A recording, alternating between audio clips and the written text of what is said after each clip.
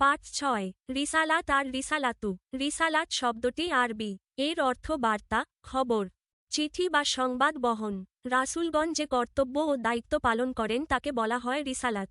আল্লাহ তাআলা নবী রাসূলগণকে নানা দায়িত্ব দিয়ে প্রেরণ করেছেন। যেমন, মানুষকে আল্লাহ তাআলার দিকে আহ্বান করা, সত্য দিন প্রচার করা, সত্য ও ন্যায়ের পথে চলা, মহান আল্লাহর বাণী পৌঁছে দেওয়া ইত্যাদি। রাসূলগণের এই সকল দায়িত্বকে এক কথায় রিসালাত বলা হয়। ইসলামী আকিদায় তাওহীদের পরই রিসালাতের স্থান। এক্ষেত্রে নবুয়ত ও রিসালাত প্রায় সমার্থক। নবী রাসূলগণের পরিচয়। নবী রাসূলগণ হলেন মহান আল্লাহর প্রেরিত পুরুষ বা মনোনীত বান্দা। নবুয়ত ও রিসালাতের দায়িত্ব পালনের জন্য আল্লাহ তাআলা তাদের নির্বাচিত করেছেন। যিনি নবুতের দায়িত্ব পালন করেন তিনি হলেন নবী। আর রিসালাতের দায়িত্ব পালনকারীকে বলা হয় রাসূল। নবী রাসূলগণ আল্লাহর প্রিয় বান্দা ও প্রেরিত পুরুষ। তারা কেউ আল্লাহর অংশ বা আল্লাহ তাআলার পুত্র ছিলেন না, বরং মানুষের মধ্য থেকেই আল্লাহ পাক তাদের নির্বাচন করেছেন। তারা বিশেষ সম্মান ও মর্যাদার অধিকারী। তারা মাসুম বা নিষ্পাপ ছিলেন। তারা সর্বদা নেক ও ভালো কাজ করতেন, অন্যায় ও অশ্লীল কাজ থেকে বিরত থাকতেন। তারা উত্তম চরিত্রের অধিকারী ছিলেন। নবী রাসূলগণ মানুষের নিকট আল্লাহ তাআলার পরিচয় তুলে ধরেন। তারা মানুষকে মহান আল্লাহর দিকে দাওয়াত দিতেন, মানুষকে সত্য ও ন্যায়ের শিক্ষা দিতেন। তারা মানুষের নিকট আল্লাহ তাআলার বাণী ও বিধান পৌঁছে দিতেন। আল্লাহ পাকের আদেশ নিষেধ মেনে চলতে মানুষকে হাতে কলমে শিক্ষা দিতেন। তারা সবসময় মানুষের কল্যাণ কামনা করতেন। নবী রাসূলের পার্থক্য। নবী ও রাসূলের মধ্যে পার্থক্য রয়েছে। যাদের নিকট আসমানি কিতাব এসেছিল তারা ছিলেন রাসূল, আর যাদের নিকট কোনো আসমানি কিতাব আসেনি তারা হলেন নবী। নবীরা পূর্ববর্তী রাসূলের প্রচারিত দিন, ধর্ম প্রচার করতেন। আল্লাহ তাআলা পৃথিবীতে অনেক নবী রাসূল পাঠিয়েছেন। পৃথিবীর প্রত্যেক সম্প্রদায়ের জন্যই নবী রাসূল এসেছেন। আল্লাহ তাআলা বলেন, ওয়া রুছুলা কাদ কাসাসনাহুম আলাইকা মিন কাবলু ওয়া রুছুলাল্লাম নাকছুছহুম আলাইকা। অর্থ, অনেক রাসূল প্রেরণ করেছি যাদের কথা ইতপূর্বে আপনাকে বলেছি এবং অনেক রাসূল প্রেরণ করেছি যাদের কথা আপনাকে বলিনি। সূরা আন-নিসা, আয়াত ১৬৪। কুরআন মজিদ বা কোনো নির্ভরযোগ্য হাদিসে তাদের সংখ্যা সুনির্দিষ্ট করে বর্ণনা করা হয়নি। এক্ষেত্রে আমরা বিশ্বাস রাখব, আল্লাহ তাআলা যত নবী রাসূল পাঠিয়েছেন আমরা সবার ওপর ঈমান রাখি। সর্বপ্রথম নবী ছিলেন হযরত আদম আলাইহি ওয়াসাল্লাম। আর সর্বশেষ ও সর্বশ্রেষ্ঠ নবী ও রাসূল আমাদের প্রিয় নবী হযরত মুহাম্মদ সাল্লাল্লাহু আলাইহি তাআলা ওয়াসাল্লাম। তারপর দুনিয়াতে আর কোনো নবী আসেননি, আসবেনও না। নবী রাসূল প্রেরণের প্রয়োজনীয়তা। মহান আল্লাহ নানা কারণে মানুষের মধ্যে নবী রাসূল প্রেরণ করেছেন। নিম্নে এর কয়েকটি কারণ উল্লেখ করা হল। নবী রাসূলগণ মানুষকে আল্লাহ পাকের পরিচয় জানিয়েছেন। তারা আমাদেরকে আল্লাহ তাআলা ও সত্য দ্বীনের প্রতি আহ্বান করতেন। ভালো মন্দ, ন্যায় অন্যায় ইত্যাদির পার্থক্য নবী রাসূলগণই শিক্ষা দিতেন। তারা মানুষকে উন্নত ও উত্তম চরিত্রের শিক্ষা দিতেন। তারা মানুষকে জান্নাতে যাওয়ার পথ দেখাতেন। কিভাবে জাহান্নামের শাস্তি থেকে বেঁচে থাকা যায় সে শিক্ষা দিতেন। তারা মানুষের নিকট আসমানি কিতাবসমূহের বাণী পৌঁছে দিতেন। হাতে কলমে মানুষকে আল্লাহ তাআলার বিধান শিক্ষা দিতেন। রিসালাতে বিশ্বাসের গুরুত্ব। রিসালাতে বিশ্বাস করার গুরুত্ব অপরিসীম। তাওহীদের পরই রিসালাতের স্থান। রিসালাতে অর্থাৎ নবী রাসূলগণকে বিশ্বাস না করলে কেউ মুমিন হতে পারে না। কেননা নবী রাসূলগণই আমাদের আল্লাহ তাআলার পরিচয় জানিয়েছেন, তার বাণী পৌঁছে দিয়েছেন।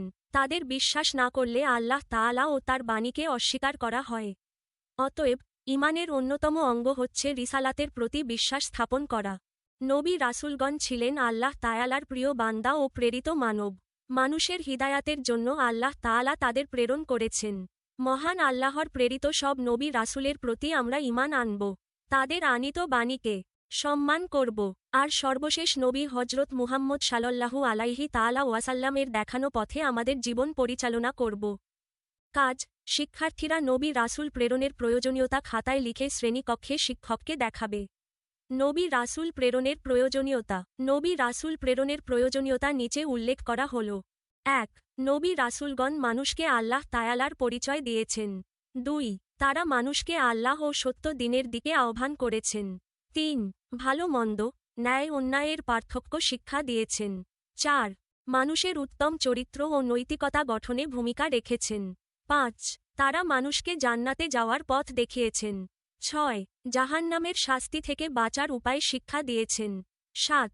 আল্লাহ তায়ালার আসমানি কিতাবের বাণী মানুষের কাছে পৌঁছে দিয়েছেন। 8. হাতে কলমে আল্লাহর বিধান কিভাবে মানতে হয় তা শিক্ষা দিয়েছেন। পাঠ 7। আখিরাত আল আখিরাতু। আখিরাত অর্থ পরকাল। মানুষের দুনিয়ার জীবনকে বলা হয় ইহকাল। আর ইহকালের পরের জীবনই হল পরকাল। আরবিতে একে বলা হয় আখিরাত। মানুষের মৃত্যুর পরবর্তী জীবনকে বলা হয় আখিরাত। এই জীবনের শুরু আছে কিন্তু শেষ নেই। আখিরাতে মানুষ জান্নাতের শান্তি বা জাহান্নামের শাস্তি ভোগ করবে। আখিরাতে বিশ্বাসের গুরুত্ব। তাওহীদ ও রিসালাতে বিশ্বাসের পরপরই আমাদেরকে আখিরাতে বিশ্বাস করতে হবে। আখিরাতে বিশ্বাস না করলে কেউ মুমিন হতে পারবে না। আখিরাতে বিশ্বাস মানুষকে চরিত্রবান ও সৎকর্মশীল করে তোলে। কেননা যে ব্যক্তি আখিরাতে বিশ্বাস করে সে জানে আখিরাতে মানুষকে দুনিয়ার কাজের প্রতিদান দেওয়া হবে। সেখানে দুনিয়ার কাজকর্মের হিসাব দিতে হবে। যে ব্যক্তি ভালো কাজ করবে সে পুরস্কার লাভ করবে। তার স্থান হবে চিরশান্তির জান্নাত।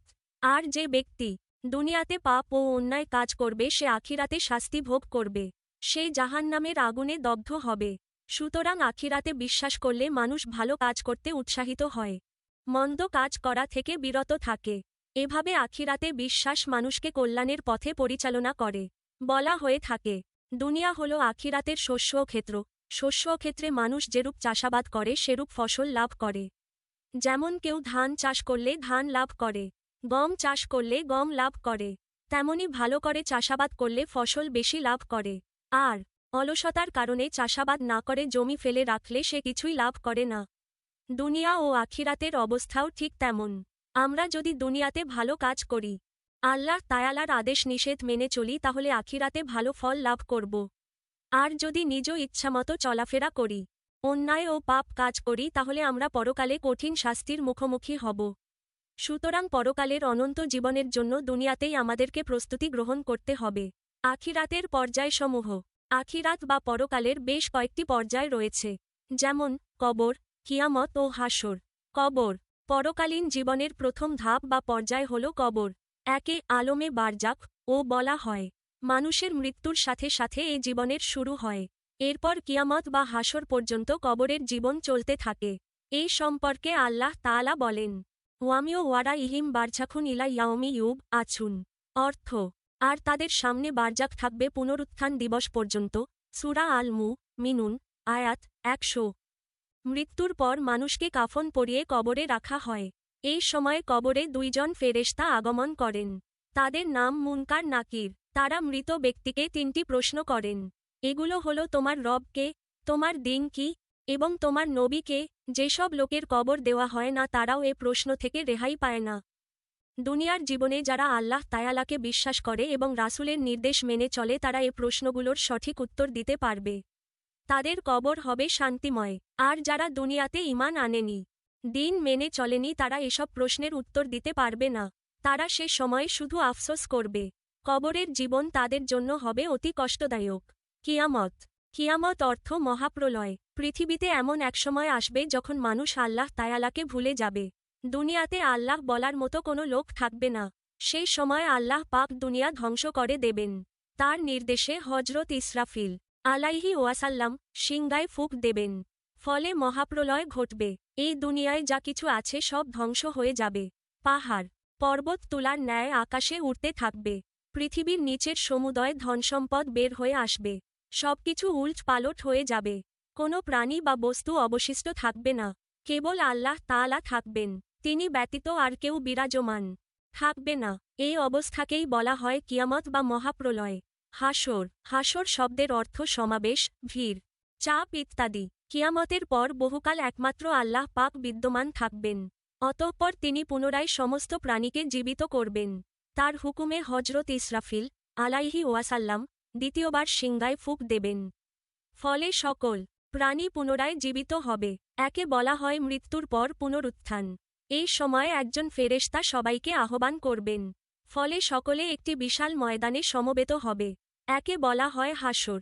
আল্লাহ তাআলা এখানে সকলের পাপপুণ্যের হিসাব নেবেন। সকল মানুষকে সে সময় আল্লাহ তায়ালার সামনে জবাবদিহি করতে হবে।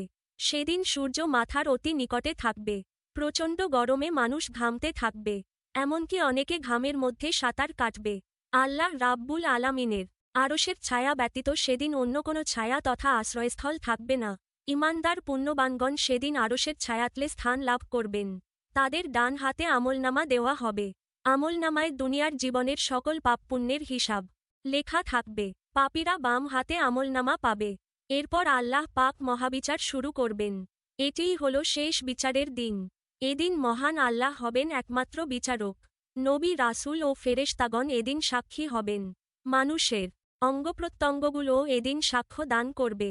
আমাদের প্রিয় নবী হজরত মুহাম্মদ সাল্লাল্লাহু আলাইহি তাআলা ওয়াসাল্লাম এদিন তার উম্মতদের জন্য সুপারিশ শাফাআত করবেন। হাসরের ময়দানে মানুষের পাপপুণ্যের ওজন করা হবে। এটি সম্পন্ন হবে মিজান এর মাধ্যমে। মিজান হল পরিমাপক যন্ত্র। যাদের পুণ্যের পাল্লা ভারী হবে তারা জান্নাতে প্রবেশ করবে। তারা জান্নাতের নানারকম নিয়ামত ভোগ করবেন। সেখানে তারা যা চাইবে তাই পাবে। যাদের মিজানে পাপের পাল্লা ভারী হবে তারা হবে জাহান্নামী। জাহান্নাম হল ভীষণ কষ্টের স্থান। সেখানে তারা আগুনে দগ্ধ হবে।